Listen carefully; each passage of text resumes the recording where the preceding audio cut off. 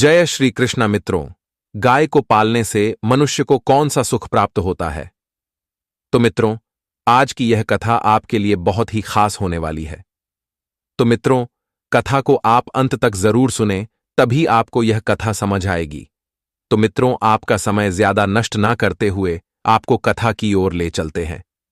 एक समय की बात है। भगवान विष्णु और माता लक्ष्मी क्षीर सागर में शेषनाग पर विराजमान थे। तभी वहां पर भगवान ब्रह्मा जी भी आ जाते हैं और उनके पीछे समस्त देवगण भी आ जाते हैं। तब भगवान विष्णु और माता लक्ष्मी भगवान ब्रह्मा को देखकर खुश हो जाते हैं और उन्हें अपना मस्तक झुकाकर प्रणाम करते हैं। तब भगवान ब्रह्मा जी उन्हें आशीर्वाद देते हुए कहते हैं, चिरंजीवी भव्वा। तब भगवान विष्णु जी कहते हैं, आज कैसे आना हुआ क्षीर सागर में, वो भी साथ में देवगण भी।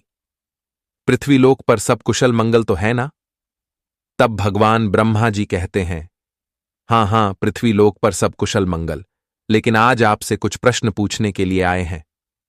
तब भगवान विष्णु जी कहते हैं, ये कैसी बात करते हैं? आप तो स्वयं तीनों लोक के मालिक हैं, भला आपसे ज्यादा हमें कैसे पता हो सकता है? तब भगवान ब्रह्मा जी मन ही मन मुस्कुराते हुए कहते हैं, चलो ठीक है, पर एक छोटा सा प्रश्न है। पृथ्वीलोक पर गाय को पालने से मनुष्य को कौन सा फल प्राप्त होता है? तब भगवान विष्णु कहते, ठीक है, चलो हम समस्त देवगण को कथा के माध्यम से बताते हैं। बहुत समय पहले की बात है। पृथ्वीलोक पर एक महेश नामक गरीब आदमी रहता था। लेकिन वह धन से भले ही गरीब था, लेकिन वह मन का बहुत धनवान था। इसके छोटे से घर में उसकी पत्नी और उसके बच्चे रहते थे। एक दिन महेश काम की खोज में घर के बाहर निकल जाता है। इधर उसकी पत्नी लोगों के घर जा जाके उनके घर का सारा काम करती और बर्तन साफ करती।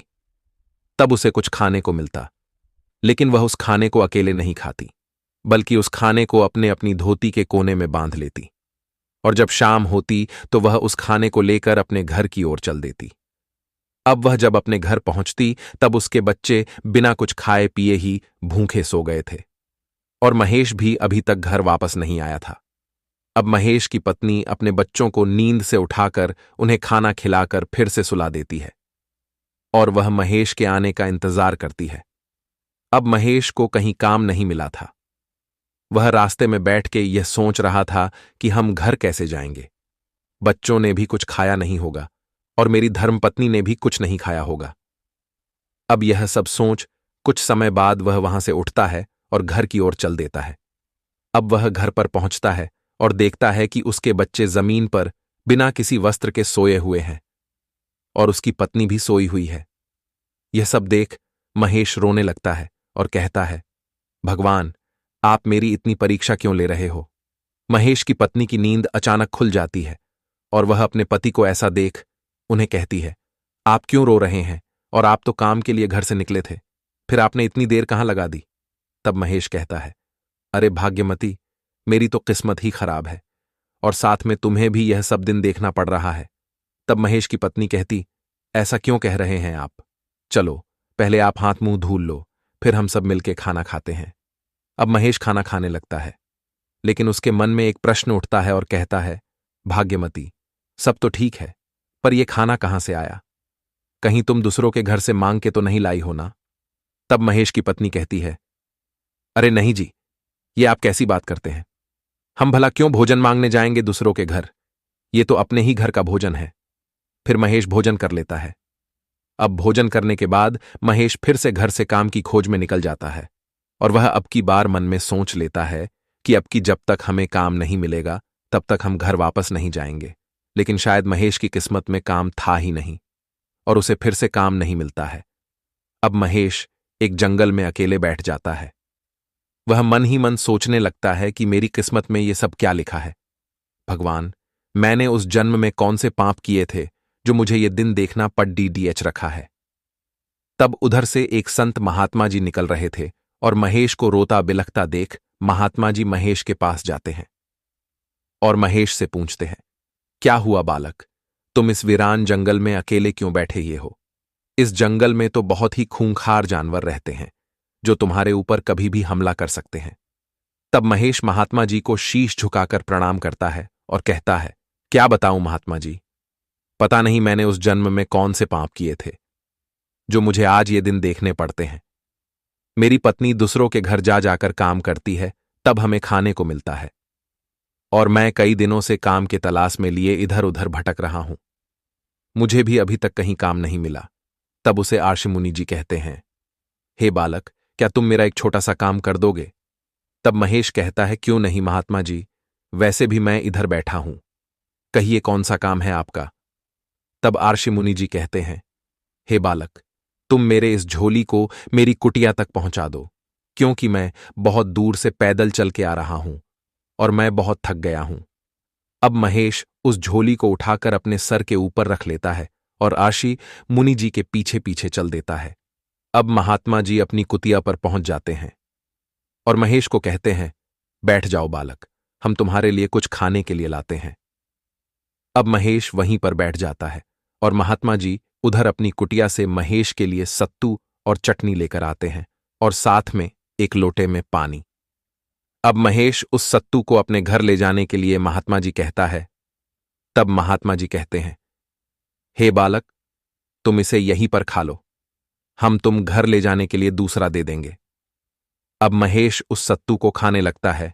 फिर कुछ समय बाद महेश महात्मा जी से आज्ञा लेता है और कहता है, महात्माओं जी, अब मुझे अपने घर जाना चाहिए, क्योंकि वहां पर मेरे बच्चे मेरा इंतजार कर रहे होंगे।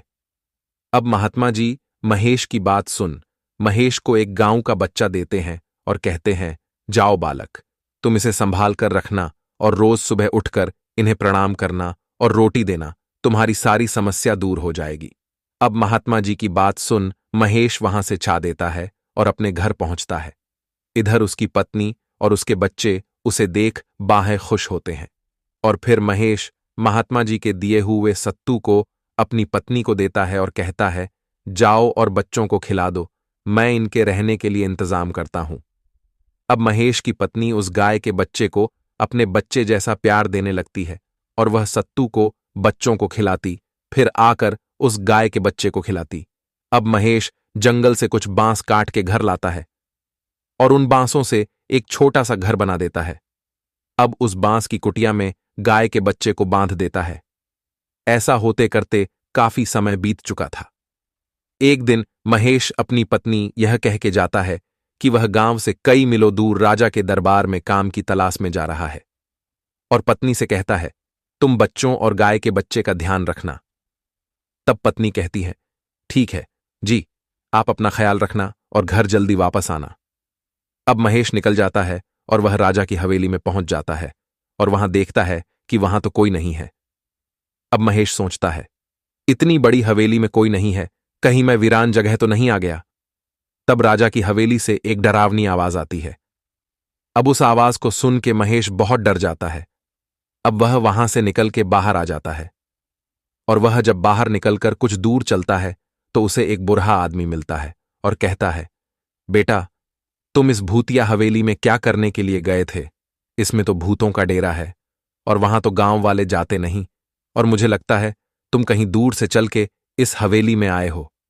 तब महेश कहता है, हां बाबा, मैं तो बहुत दूर से चल के काम खोजते खोजते आया हूं और मैंने यही सोचा कि शायद मुझे यहां कुछ काम मिल जाए, लेकिन बाबा, मुझे यहां से भी मायूस होके जाना पड़ेगा। तब बाबा जी कहते हैं, चलो पुत्र, मैं तुम्हें एक ऐसी चीज दूंगा जिससे तुम्हें किसी के पास काम करने की जरूरत ही हो पड़ेगी और तुम उसी से अपना भरण पोषण करते रहना। अब महेश सोचता है, कहीं बाबा जी हमें बेवकूफ तो नहीं बना रहे। महेश बाबा जी से कहता है, लेकिन बाबा जी, मैं तो आपको जानता तक नहीं और ना ही आप मुझे जानते हैं, तो मुझे कैसे आप दे सकते हैं? तब वृद्ध व्यक्ति कहता है, बेटा तुम घबराओ मत, मैं कोई भूत प्रेत नहीं हूं। बस अब मेरी उम्र ज्यादा हो चुकी है और मेरा कोई सेवा पानी करने वाला नहीं है, इसीलिए मैं अपना सब कुछ तुम्हें देना चाहता हूं।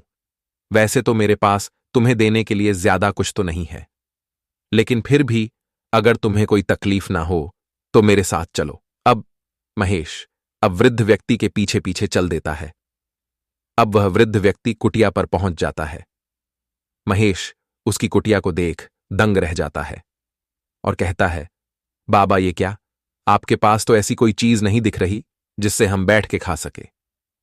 तब वृद्ध व्यक्ति कहता है, धैर्य रखो बेटा, अभी तो मैं तुम्हें अपनी कुटिया लेकर आया हूं, अब तुम इस कुटिया में प्रवेश तो करो, फिर मैं तुम्हें वो चीज दिखता हूं। महेश कुटिया के अंदर जाता है और जैसे ही कुटिया के अंदर प्रवेश करता है तो उसे एक गायों का बहुत विशाल तबेला दिखाई देता है। और वह बाबा से कहता है, बाबा ये क्या, इतना विशाल तबेला आप अकेले कैसे संभालते हैं, और क्या आपके पास कोई इनकी रखवाली के लिए नहीं है?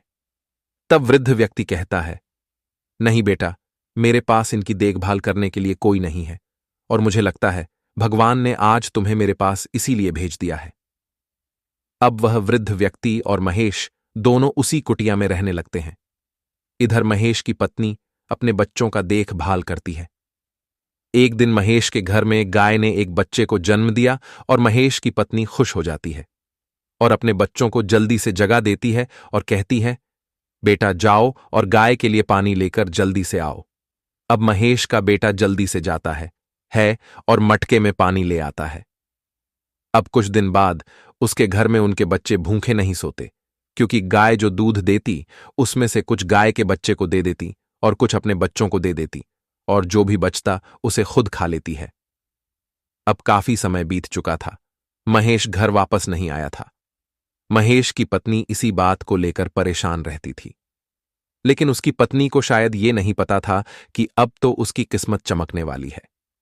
इधर महेश उस वृद्ध व्यक्ति के साथ अपना समय व्यतीत कर रहा था।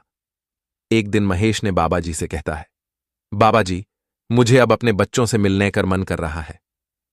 अगर आपकी आज्ञा हो तो मैं कुछ दिनों के लिए बच्चों के पास चला जाऊं। तब बाबा जी कहते हैं, हाँ हाँ, क्यों नहीं जाओ, तुम अपने बच्चों से अवश्य मिलो भाई, मैं कहां तुम्हें रोक रहा हूं, लेकिन अगर तुम कहो तो मैं भी तुम्हारे साथ कुछ दिनों के लिए चलूं। तब महेश कहता है, चलिए बाबा जी, वैसे भी मेरे जाने के बाद आप अकेले हो जाएंगे।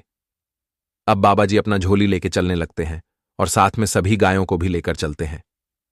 तब महेश कहता है, बाबा जी, हम इतनी जल्दी इन गायों को कहां रखेंगे, मेरे घर पर तो इतनी जगह भी नहीं है कि मैं इन गायों को एक साथ रख सकूं। तब बाबा जी कहते हैं, कोई बात नहीं, हम इन्हें खेत में रखेंगे और वही हम भी रह लेंगे। अब महेश वहां से गायों के पीछे पीछे चलने लगता है। इधर उसकी पत्नी उस गाय की सेवा करती और उसके बच्चे को खूब प्यार दुलार देती। अब महेश गायों को लेकर अपने गांव पहुंचता है और गांव वाले इतनी सारी गाय देख देख भयभीत हो जाते हैं और एक दूसरे से कहते हैं, ये क्या, कभी तो इसके पास खाने के लिए एक अनाज का दाना नहीं था और इसके बच्चे भूखे रहते थे, और आज इसके पास इतनी सारी गाय कहां से आ गई, कहीं ये इन गायों को चुरा के तो नहीं लाया। अब एक आदमी उसके पास जाता है और उससे पूछने लगता है, अरे महेश, तुम्हारे पास इतनी सारी गाय कहां से आई और तुम इतने दिन कहां थे?